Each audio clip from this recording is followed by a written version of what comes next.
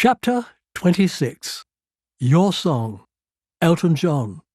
I don't know him incredibly well, but he is a real friend. I could easily have met a very young Elton John.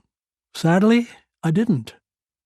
Elton tells me that in 1960, when he was 13, he badgered his mum to take him to see Cliff Richard and the Shadows play live.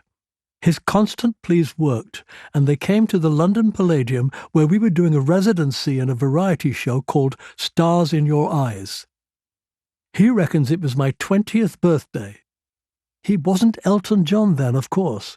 He was still Reg Dwight, probably in the big specs that he didn't need, but that he wore in order to try to look like Buddy Holly.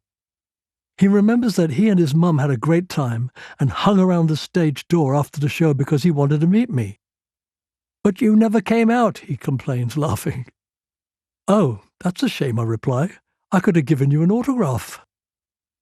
Elton is 7 years younger than me, and yet he got into rock and roll at exactly the same time and in the same way that I did. He was only 9 when his mum brought home Elvis's Heartbreak Hotel. The effect was precisely the same on him as it was on me. I'd never experienced anything like this in my life, Elton was to recall in his autobiography, Me. As Heartbreak Hotel played, it felt like something had changed, that nothing could really be the same again. As it turned out, something had, and nothing was. Yep, tell me about it. The young Elton collected all the same records as me, Buddy Holly, Jerry Lee Lewis, Little Richard, and left school as soon as he could to try to start a music career. He played piano in a pub, got a job as an errand boy at a music publishing company in Denmark Street, London's Tin Pan Alley, and played in bands. He also met a gifted young lyricist called Bernie Taupin and began writing with him. Elton was trying hard to get started, but his early years were tough. He used to be a session singer on those old 99p Pickwick Top of the Pops covers albums. I never bought them. I didn't want to hear other people singing my songs badly, but apparently Elton did backing vocals on Goodbye Sam, Hello Samantha. That wasn't all. Elton also sang Bee Gees covers on those Top of the Pops albums. He used to wobble his throat with his hand to replicate the Gibbs vibrato. I was blissfully unaware of all this, of course, nor did I hear any of the 7 or 8 singles that Elton released at the end of the 60s and start of the 70s that never got anywhere. No, the first time I was aware of the existence of Elton John was in 1970 when I heard Your Song. And I absolutely loved it. Your Song is a fantastic tune. It had me hooked from the opening gentle tinkles of the piano. Elton's voice sounded terrific, soft, strong, and distinctive. It was nothing at all like mine, but I loved his phrasing. He was clearly a proper singer. It was evident right from the start that here was a major new talent. Most of all, Your Song had that magic ingredient, the X factor. It sounded like a hit. It sounded fantastic wafting out of the radio and entirely in place as it raced up the charts to the top 10. I wasn't surprised to see it do so well. If somebody had offered me that song, I'd have snatched their hands off. I kept an eye on Elton John after that, as he had a string of terrific top 10 hits. Rocket Man was great, and Crocodile Rock, and particularly Daniel, with its lovely melody. Saturday Night's All Right for Fighting. I could go on. It's that age-old showbiz story. Elton worked hard for years to become an overnight success. Because I really liked Elton's music when he appeared, I bought a couple of his early albums. They credited his orchestral arranger, Paul Buckmaster. For some odd reason, I really liked that name. Elton was able to come up with this conveyor belt of hits because his songwriting relationship with the lyricist Bernie Taupin had struck gold. They were a perfect creative match. They had written a stockpile of songs in Denmark Street together, and they always seemed able to come up with new material. As a partnership, they were unbelievable. Bernie would knock out a sheet of lyrics, brilliant original ideas, never cliches, and hand it to Elton. Elton would sit at the piano, scan the words, and write melodies on the spot. I don't know how he did it. Elton says he doesn't either. The tunes just came to him. What a talent. Elton and Bernie wrote hit after hit. I'm surprised it took them so long to have a number one. It didn't come until 1976 when Elton and Kiki Dee topped the chart with Don't Go Breaking My Heart. In a fair world, though, your song should have been number one for weeks. I think it certainly deserved to be. That fateful year, 1976, was also when Elton John entered my life in a big way. I could not have been more dumbfounded when it happened, because out of the blue, he phoned up and asked if he could release my new album in America. I knew that I'm Nearly Famous was my strongest album in years. Its lead single, Miss Unites, went top 20 in Britain, and everybody was raving about its follow-up, Devil Woman. But EMI America had no interest in me. They'd never supported me and decided they wouldn't bother putting the album out in the US. Elton heard I Can't Ask for Anything More Than You on the radio and couldn't believe it was me singing falsetto. Then he heard Devil Woman and loved it. He had his own record label, Rocket Records, and when he heard EMI America were passing on I'm Nearly Famous, he called up Peter Gormley and asked to meet us. Peter and I saw Elton and his manager John Reid at their office in London. It was the first time I'd met Elton. He could not have been friendlier. He got straight to the point. I think your album is fantastic and Devil Woman is amazing, he said. I want to release them in America. Let me tell you, Elton was a breath of fresh air. He was positive, enthusiastic, and passionate about my music and the album. Everything EMI America were not. He was funny, great to talk to, and super excited about how my records might do in the US. It was a complete no-brainer to agree to his plan. Elton and John Reid asked if I'd be willing to go to America to do weeks of promo interviews. That was music to my ears. You only have a hit if your record label supports you, and I was impressed that they were so committed to getting behind me. Of course, I assured them. When do I start? So, John Reid fixed me up with weeks of interviews in the major US cities, from New York right across to Los Angeles. It was fascinating. Some journalists knew all about my long backstory and realized that I had released the first British rock and roll record. Other interviewers hadn't got a clue who I was. John Reid and Elton went all out on the promotional front. They got thousands of button badges made with my album title on them, I'm Nearly Famous. And because Elton knows every celebrity in the world, those badges began appearing in the most unlikely places. Elton always had one pinned to his lapel. Jimmy Page from Led Zeppelin got photographed wearing one.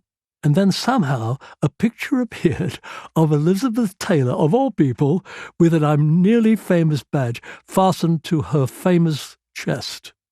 I did a double take when I saw that. And the campaign worked. I'm Nearly Famous got to number 76 in the US, my first hit album over there. And Devil Woman, the single EMI America didn't even think worth releasing, climbed up and up and up the Cashbox singles chart week after week until it peaked at number 5. Amazing. It got to number 6 on the Billboard chart, Cashbox's slightly more important rival, but obviously, I always tell people the higher placing. While I was doing my interviews in America, Elton was playing a concert tour of stadiums and arenas across the country. We happened to be in Atlanta, Georgia at the same time. "Do you want to come and see me play tonight?" he asked me. "Yes, of course." "Good. Come on down. Come backstage to see me afterwards." The show was in a huge sports stadium and it was absolutely terrific. Elton was an incredible performer by then. He was so flamboyant and larger than life, and the crowd loved him. He would play the piano like a demon, then leap on top of it and jump up and down. I was getting flashbacks to Jerry Lee Lewis. Elton took things even further than Jerry Lee, though, because as well as the rock and roll and theatrics, he also had gobsmacking clothes, such wild costumes. He had 8-inch silver platform boots, glittery suits, dresses, oversized spectacles with their own windscreen wipers. You name it, it was incredible. At the end of the show, I went to the stage door to see him as he had suggested. As I waited, a limousine suddenly swept past outside, with Elton in it. He didn't see me, and had forgotten that we'd arranged to meet. I wasn't offended. After a show like that, he needed a good lie down. When I returned to England, I'm Nearly Famous continued to sell well both in the UK and America. I would call John Reid's office to check on its sales figures, and it led to Elton inventing a new comedy nickname for me. Elton has always given his close male friends female nicknames. He says they are their drag names, i.e., what they would be called if they were drag queens. He called himself Sharon, John Reid Joy, and Rod Stewart Phyllis. His chauffeur was Betty, after Betty Driver, who played Betty Turpin on Coronation Street. I bumped into Rod Stewart at a charity event a while ago. He said he wished he was starting out on his career today and asked me if I felt the same. "No way," I answered. "Rod, you and I have sold millions of records. We'd never do that now. It's all about streaming." So I wasn't totally surprised when Elton began addressing me as Sylvia, but I did ask him how he had chosen it. "Well, John Reid says that you're always calling the office asking if your record has gone silver," he explained. "So I thought Sylvia Disc might suit you." America has never really worked out for me, but after Devil Woman did so well there, I wondered if it might be worth giving it another crack. I went to see Peter Gormley to ask him what he thought. "Cliff, you've got two choices, son," he told me. "If you want to give up Europe and Southeast Asia and Australia and go to live in America, you may have a chance. But why would I have to give up the other places?" I wondered. "Because there is no way to break America without being there," he replied. "You have to really want it, and you have to work bloody hard." He was right. Elton had spent a lot of time in Los Angeles. I thought of trying to do something similar, but I quite quickly decided against it. It seemed crazy to give up so many countries in which I was successful in the hope of breaking one where I wasn't. And also, I didn't really want to live in America. Elton put out my next two albums, Every Face Tells a Story and Greenlight, on Rocket in America. But they didn't do as well, and our arrangement came to an end. We were both so busy that we drifted apart a little, but we still bumped into each other occasionally. Towards the end of the 70s, a friend invited me for dinner in London. When I got to the restaurant, Elton was also there. It was great to see him and catch up, and as ever, he was riotously entertaining company. He had been losing his hair for years and had decided to take the plunge and have a hair transplant. Elton had just come back from seeing a specialist in Paris, and he wasn't at all embarrassed at sharing the gory details of his painful scalp treatment at the dinner table. "Well, it looks good, but how does it feel?" I asked him. "How does it feel, Cliff?" "It feels bloody sore," he replied, wincing and rubbing his head. "It hurts." Elton was to have a few more attempts at transplants over the years before giving up and wearing wigs. And you know what? He's never tried to hide the fact, and they suit him. So good for him. Our paths crossed again in 1986. Elton was making an album, Leather Jackets, and asked me to duet with him on a track called Slow Rivers. I liked the song when I heard it, so it was an easy decision to say yes. It wasn't one of Elton's most successful albums, but we did release it as a single. I read one or two interviews that Elton gave around Leather Jacket's release. He was very kind and complimentary about me. He told one journalist, "It's really extraordinary. Cliff opens his mouth to sing, and this soft voice comes out." Well, I hope it was a compliment anyway. I've never met anyone quite as generous as Elton John. On my 46th birthday, he and I were appearing on a TV show to promote Slow Rivers. When I arrived, Elton handed me a gift-wrapped box. I unwrapped it to find an engraved gold Cartier watch. Heaven only knows how much that must have cost. "Elton," I said, astonished, "there's no need to give me this." "Well, I just wanted to thank you properly for doing the song," he said with a smile. I still wear that Cartier watch. I have two reasons. The first one is that it's an excellent timepiece. The second is that I always hope people will compliment me on it so I can say, "Oh yes, it was a gift from Elton John."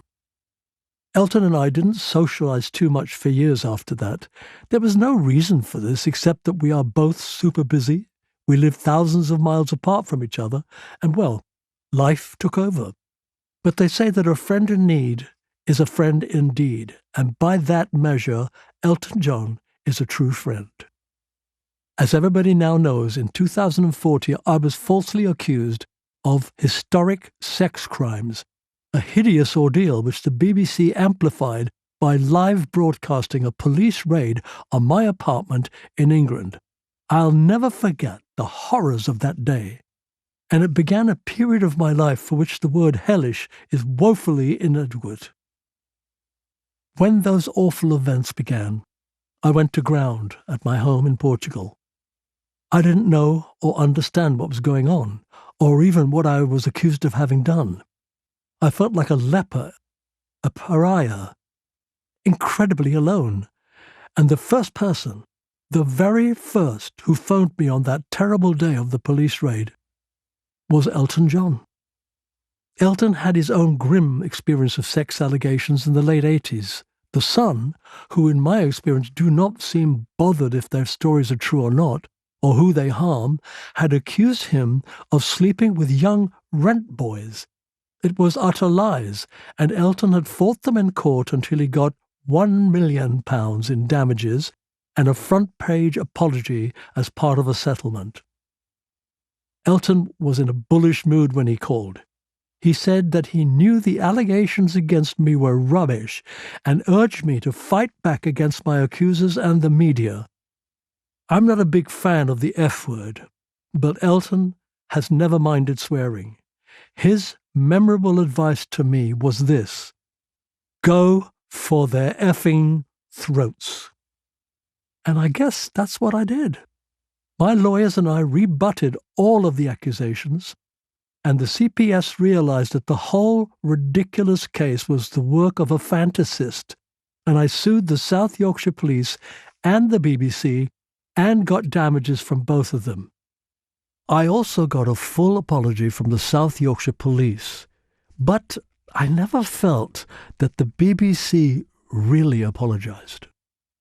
But I'll never forget that the first person in my corner was Elton John.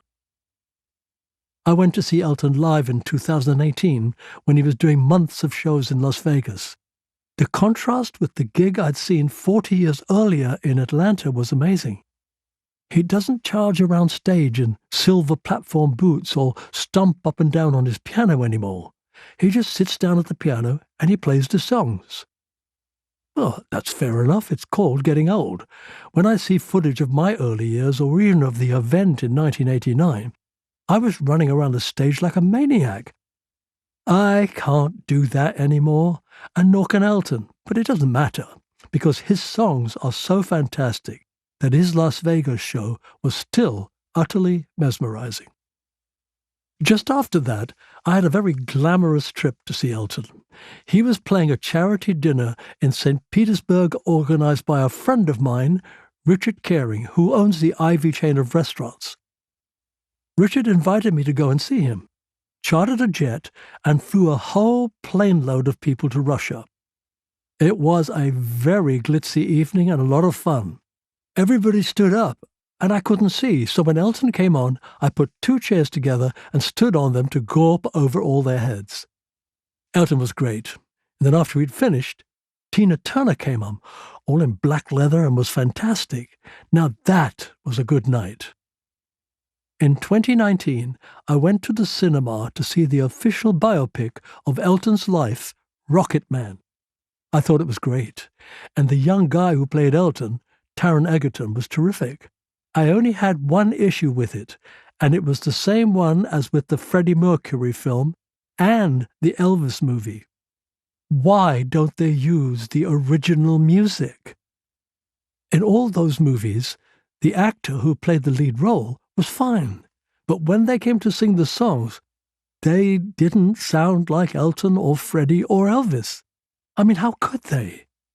There are 3 of the most legendary singers in rock and roll history. You can't expect an actor to just open their mouth and reproduce what they did.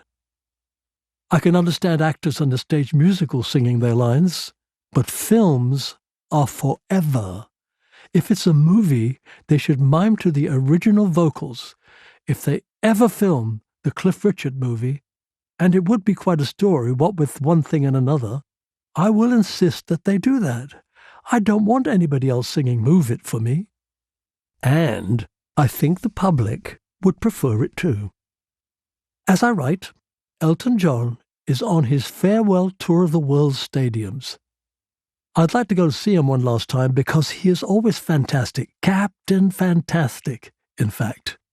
And yet, I must admit, I wonder how long he will stay retired for. Elton is 76 now.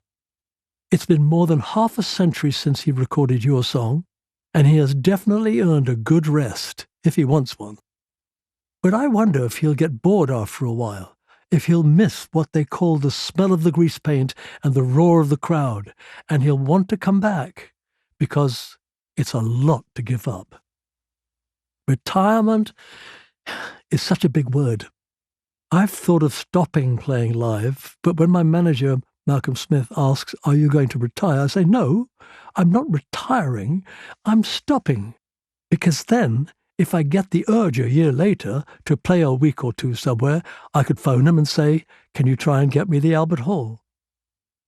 I wonder if Elton might get that urge too. I'm guessing that he might. Ultimately, I still don't know Elton John super well. People assume we're showbiz pals and always going out to dinner, but our relationship isn't like that. Because of geography and our schedules, we don't see each other from one year to the next. I mostly tend to bump into him at charity events or Royal Command shows. But I know that when I do see Elton, we'll always give each other a big hug and have a great catch-up, and he'll make me laugh my head off, and I will know that this is the man who helped me to have my greatest success in America, and who stood by me in my hour of need when it felt like the world was against me. And that is what I call